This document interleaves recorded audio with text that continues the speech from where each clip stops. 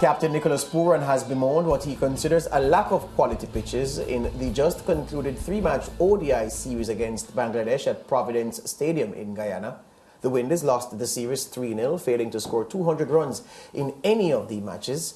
The scores posted by the Windies, 149, 108 and 178 respectively. Bangladesh completed the sweep with a 4-wicket win in Saturday's finale. Pooran top scored with 73 of 109 balls in the Windies total of 178 all out from 48 overs and 4 balls. Left-arm spinner Taijul Islam bagging career best figures of 5 for 28. In reply, Bangladesh scored 179 for 6 or 48.3 overs, with Lighton Das top scoring with 50 against the left-arm spinner Moti, 4 for 23. While admitting the Windies batted poorly in the 3 games, Pooran was critical of the quality of the pitches. Here's what he said. Didn't have any say in preparations on the pitches, but I guess it's not that difficult to see that we won't get cricket pitches, right? We need scientists to see that. We played 3 games, and I think Cameron Iqbal got man of the series by scoring 110 runs. This is international cricket at the end of the day, and look, we know for a fact that every time we do get good batting pitches in the Caribbean, we as a batting group have been doing well. And again, not only batting wickets or better cricket pitches, but 9:30 start is obviously challenging with a lot of moisture on a wicket, and that has been the biggest challenge for us. The toss haven't been in our favour for the last 6 ODI games in the Caribbean, and we have lost all 6. And I believe that the toss played a big role. Right, so the man on call for All Matters Cricket is Fazir Mohammed. Good afternoon, Fazir. Good afternoon, George. All right, sometime in the future, people look back at this 3-match ODI series between Bangladesh and the West Indies, and if some people have their way, it will be the story of 3 lost tosses and 3 bad pitches. That's what many people want us to look at the 3 games we saw in the ODI series and come away with. Are you going with that narrative that we lost the way we did because of 3 lost tosses and bad pitches to bat first on? No, because the evidence might weigh on that side for these 3 matches, but you can't look at it purely in isolation. The West Indies have lost 11 consecutive one-day internationals over many years against Bangladesh. The West Indies have spent more time losing than winning one-day internationals. The West Indies lost 2 to Ireland earlier this year, 3 to India in India, 3 to Pakistan in Pakistan. So yes, there would be some validity in talking about the issue of the pitches. But again, we would have had to see Bangladesh probably bat first in any of the 3 matches to give a fairer gauge. But again, when you have a team that is spending more time losing than winning, and your captain comes up with these sorts of excuses, it begins to ring hollow, even more so when there's a reference to a 9:30 start. We've been starting one-day internationals in the Caribbean since the first ODI was played in Berbice in 1977. So clutching at straws might sound like too strong a phrase, but that's what it sounds like. For those who had the benefit of, well, didn't have the benefit of watching the matches, Fazir, as you did. So of course, you're in best place to talk to them.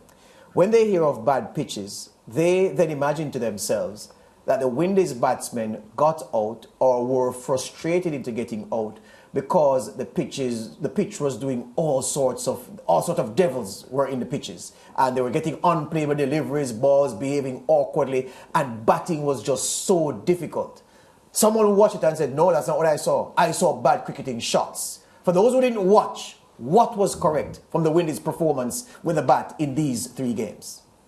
And you look at the dismissals again. Yes, Taijul Islam, perfect start, getting that wicket with the very first delivery. And yes, it was turning a lot more than you would want for a one-day international match. But again, if you're talking about top quality batsmen, these are the challenges that you're expected to cope with every now and then. You're not going to get a road, as it's described, a flat track where it's nice pace and bounce. You might go down to Australia and it's seaming and bouncing all over the place. What are you going to say then? That you're struggling in those sorts of conditions? So you struggle when it turns, you struggle when there's pace, you struggle when there's bounce. So you can only play on a concrete strip. The fact of the matter is that these are the challenges that help players develop their games. What we have now is a situation where so many of our players spent a lot of time playing in the different leagues, the T20 leagues, where generally the pitches are tailor-made for batting, tailor-made for shot making. So you're having a situation where their skills are diminished. Their ability to cope would be diminished. When we talked about the capitulation in the second match and we were in the midst of the discussion, and I urged our listeners and viewers to go and look at the dismissals, someone responded to you almost immediately and gave you the chronology of the dismissals. Yes, absolutely so. Right. So again, so I was having this conversation with a UWI academic, which, I mean, his station doesn't mean anything to a man like you, but just to say. And he was saying that, George, the bowling was so good from the Bangladeshis in the games that even scoring singles was difficult for the West Indies. And he gave them an excuse for not being able to rotate the strike because he said the quality of the bowling was so good. I looked at him in shock for zero. I didn't have a comeback because I was wondering if I was watching the same cricket. Who told you about my disdain for the world of academia? But anyway, the fact of the matter is, we could theorize and analyze till kingdom come. The fact of the matter is, the nature of the game of cricket is that you will face different conditions, different circumstances, and so on. And 9:30 start in the Caribbean means that it will have something for the bowlers as far as preparation, moisture, especially at this time of the year. You're talking about our rainy season in a place like Guyana, of all places, in a place like Trinidad and Tobago, where the series against India gets underway on Friday, and there's been quite a bit of rain around. Of course, it's going to be darting about early on in the morning, but what are you to expect? Are we trying to create one-dimensional cricketers who can only bat properly when everything is in their favor? That surely can't be the remedy to the present ills that we're experiencing right now, especially in the one-day format. Yep, stay where you are for zero, because there's potentially a massive blow coming to West Indies cricket if a report in the UK's Guardian newspaper turns out to be accurate. According to the report, the Guardian has seen a draft schedule of England's Future Tours programme, and it does not include the Englishmen travelling to the Caribbean for a test series before February in the year 2027. The report says only 8 white ball fixtures have been set for the Caribbean, involving the Windies and England in that period. It would mean the West Indies would have to wait at least 5 years to host England in tests, a potentially damaging development for the revenue plans and projections of Cricket West Indies. England tours to the Caribbean are among the most lucrative for Cricket West Indies and regional economies, with thousands of fans making the trip. The Barmy Army coming out and spending. The Guardian report estimates that England test tours are worth at least $10 million to Cricket West Indies, and that figure is doubled when limited overs games are added. The Englishmen last toured the West Indies in March earlier this year, with the Caribbean men winning the 3-match test series 1-0. England have also not won a test series in the Caribbean since 2004, so it couldn't be because of a lack of competition. The CEO of Cricket West Indies, Johnny Graves, says this is an issue he'll be happy to discuss with us in the media once the Future Tours program has been finalized at the upcoming ICC meeting in the United Kingdom. He leaves for that meeting on Tuesday. Fazir is still with us. Fazir, the Guardian has a sterling reputation for these things. It doesn't often get them wrong. If they are right, this is an almighty hole in the Windies' finances.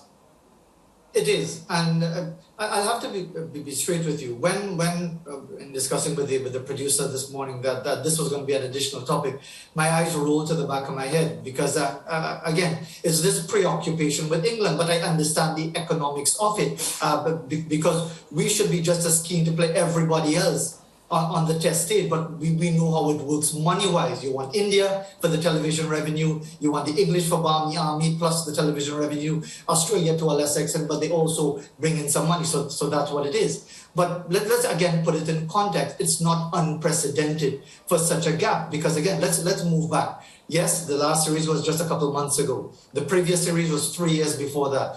But the series before that was 4 years before that in 2015. But then you go back 6 years to 2009. Then you go back another 5 years to 2004. Then you go back another 6 years to 1998, and so on and so forth. In fact, if you go back to the 1960s, there's an 8-year gap between England visits. There's a 7-year gap between 1974 and 1981. But I take your point about the revenue. In those days, there were no Barmy Army all over the place and so on. So yes, it's a setback. But again, if you look at the wider picture of this new Future Tours program, where only England, Australia, and India are involved in 5 test match series, it basically reinforces what we've discussed already. Yeah, Faz, and a lot of people, when this story broke, of course there'll be different angles. So some even drawing on the fact that during the height of the pandemic, remember, we sent Windies men and women's team acting like if, of course we did a favor to them to help them with their finances. So of course, hoping for the same favor in return. Well, Mariah, I think this idea of expecting reciprocation from the English when it comes to supporting West Indies cricket is really pie in the sky. It's just like spitting into a hurricane because the evidence just is not there. In fact, they were asked if they would come to the Caribbean last year to fit in a limited over series that could bring some much needed revenue, and they flatly turned it down. And they were even condemned for that by some of the notables in the cricket media in England because people referenced that situation with the West Indies. And it was even worse with Pakistan, because remember, Pakistan followed the West Indies in England at the height of their COVID-19 situation in 2020, and yet England pulled out of a limited over series in Pakistan late last year when they would be barely spending enough time to even breathe in the Karachi air. But again, it just reinforces that the governors of the game, India, England, and Australia, are only interested in their own development, and they will use the rest of us once it fulfills their purpose. Faz, the CEO, John O'Grave, in his narrative to us earlier today, suggesting that he would be happy to discuss this issue when the Future Tours is finalized with the next ICC meeting, which he's about to go to. Do you take that as a position from his standpoint that he'll be trying to ensure that that doesn't happen?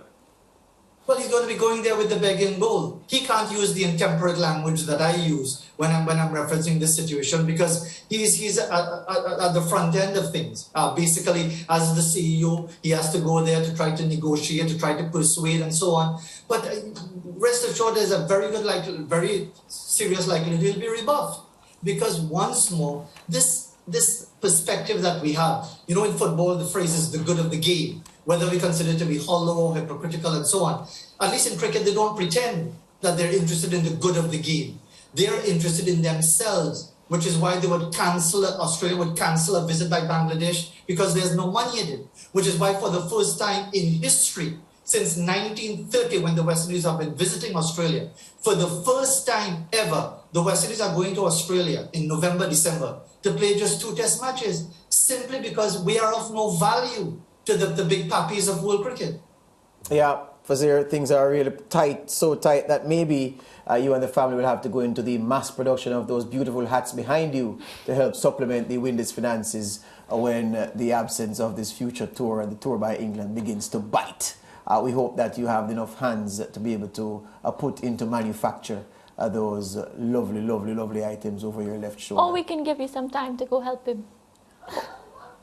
Well, if my creative abilities were required to keep me alive, I'd be a pauper. You'd be a pauper? Yeah. Oh dear, oh dear. All right, there you go. Fazir, thank you very much for your time. All the best to you. Take it. Good. We take a break. We come back with more of the SportsMax Zone.